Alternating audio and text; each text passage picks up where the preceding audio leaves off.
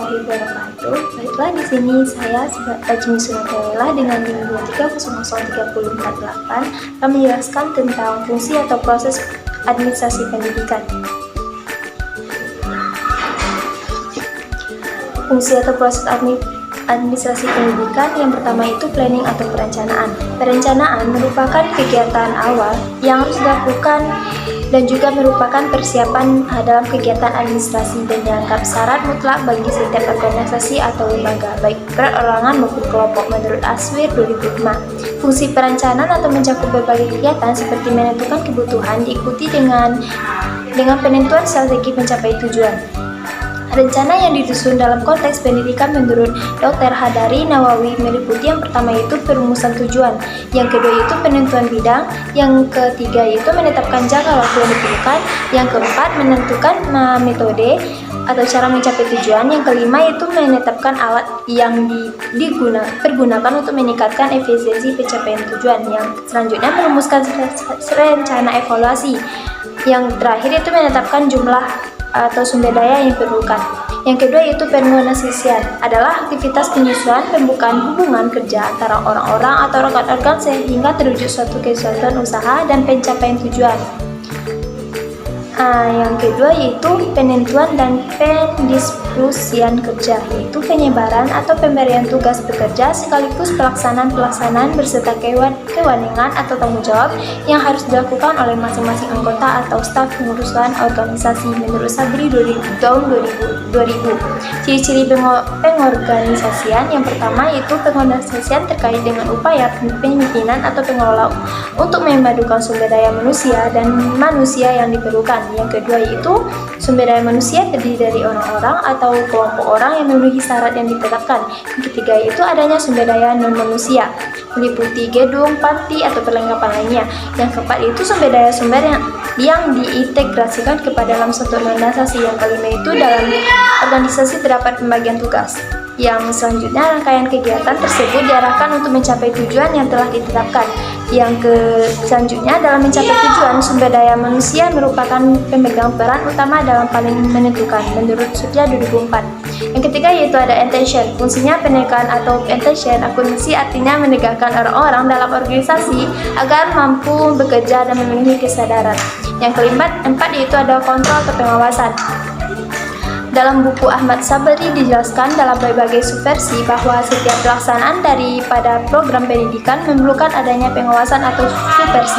Selanjutnya ditambahkan fungsi administrasi pendidikan. Dalam buku Ahmad Sabari adalah pengarahan, koordinasi, dan evaluasi. Pengarahan maksudnya memberi bimbingan atau petunjuk yang diberikan sebelum kegiatan penunjukan dilakukan. Memelihara, menjaga, mengajukan organisasi sebagai orang tua yang terlibat. Selanjutnya yaitu ada fungsional, agar setiap kegiatan dilakukan nanti tidak terlepas dari usaha. Koordinasi adalah mensinkronkan atau meluruskan semua kegiatan. Organisasi ini menuju tercapainya tujuan hasil akhir. Evaluasi adalah suatu kegiatan yang dilakukan untuk suatu kegiatan untuk terakhirnya. Tentang ruang lingkup administrasi pendidikan. Dr. Nawawi menyatakan secara umum ruang lingkup administrasi berlaku dalam pendidikan meliputi bidang-bidang sebagai berikut. Yang pertama yaitu adanya manajemen administratif. Maksudnya adalah kegiatan yang bertujuan untuk mengarahkan agar semua orang dalam organisasi atau kelompok bekerjasama mengerjakan hal-hal yang tepat sesuai dengan tujuan yang dicapainya. Yang kedua yaitu manajemen operatif, adalah kegiatan-kegiatan yang mengarahkan atau membina setiap orang agar dalam melaksanakan tugasnya dilaksanakan dengan tepat dan benar. Menurut Negarim Purwo, ruang lingkup administrasi pendidikan dikelompokkan kepada 7 kelompok. Ini yang pertama itu administrasi tata laksana sekolah, yang kedua administrasi guru dan pegawai, yang ketiga administrasi murid, yang keempat administrasi supervisi pengerahan, yang kelima administrasi pelaksanaan dan pembinaan kurikulum, yang keenam administrasi perencanaan, yang ketujuh administrasi hubungan sekolah dan masyarakat. Dalam kegiatan pengolahan sekolah atau administrasi sekolah, maka ruang lingkup yang harus diketahui adalah yang pertama yaitu administrasi pendidik. Dalam undang-undang Tentang sistem pendidik nasional bab 1 pasal 1 disebutkan bahwa pendidik adalah usaha sadar untuk menyiapkan peserta didik melalui kegiatan bimbingan, pengajaran, dan latihan bagi tugas pada masa yang akan datang. Administrasi peserta didik adalah seluruh kegiatan yang direncanakan dan diusahakan sengaja untuk pembinaan atau komunikasi terhadap seluruh peserta didik. Yang kedua yaitu administrasi personal guru adalah seluruh proses kegiatan yang direncanakan oleh diusahakan secara sengaja dan sungguh-sungguh, serta pembinaan yang konstitusi pada pegawai di sekolah, sehingga guru dapat menunjang atau membantu kegiatan sekolah secara efektif dan efisien demi tercapainya tujuan pendidikan yang telah ditetapkan. Dalam Undang-Undang Nomor 2 Tahun 1989 disebutkan bahwa tenaga pendidik adalah anggota masyarakat yang bertujuan membimbing, mengajar, melatih peserta didik. Jadi guru merupakan gerakan kedua setelah peserta didik. Adapun kegiatan administrasi personal adalah yang pertama yaitu pengangkatan dan penempatan guru, yang kedua yaitu pembuatan organisasi personal guru, yang ketiga yaitu penanganan masalah pegawaian dan kesejahteraan, yang keempat masalah kondisi dan evaluasi, yang kelima penambahan pengetahuan pada guru-guru, yang ketiga yaitu adanya administrasi kurikulum. Administrasi kurikulum ini merupakan seluruh proses kegiatan yang direncanakan dan diusahakan secara sengaja dan sungguh-sungguh, serta pencapaian yang kondusif terhadap situasi belajar, peserta didik dan peserta berinteraksi melalui badan pelaksanaan yang disusun dalam kurikulum. Maka gerakan yang ketiga adalah administrasi kurikulum. Interaksi antara ketiga tersebut, peserta didik, pendidik, dan kurikulum merupakan kegiatan yang disebut kegiatan belajar mengajar atau KBM. Secara operasional, kegiatan administrasi kurikulum meliputi 3 kegiatan pokok. Yang pertama itu kegiatan yang berhubungan dengan tugas guru. Adanya yang pertama yaitu pembagian tugas. Yang kedua yaitu tugas guru dan mengikuti jadwal pengajaran. Yang ketiga yaitu tugas guru kegiatan KBN. Yang kedua yaitu kegiatan yang berhubungan dengan tugas peserta didik. Adanya yang pertama itu mengikuti dengan tertib jadwal pelajaran.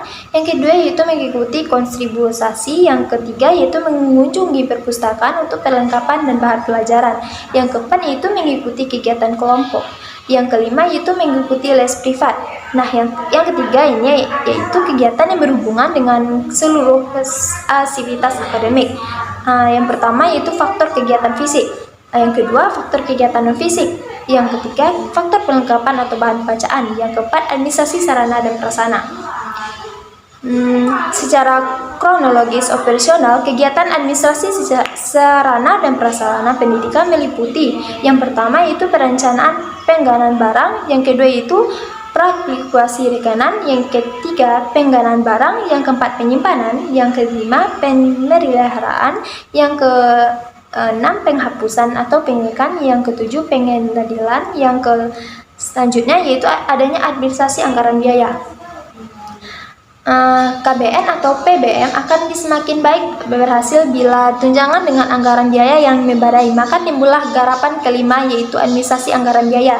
Administrasi anggaran biaya pendidikan merupakan seluruh proses kegiatan yang direncanakan oleh dan diusahakan secara sengaja dan bersungguh-sungguh, serta pembinaan secara kondisi terhadap biaya.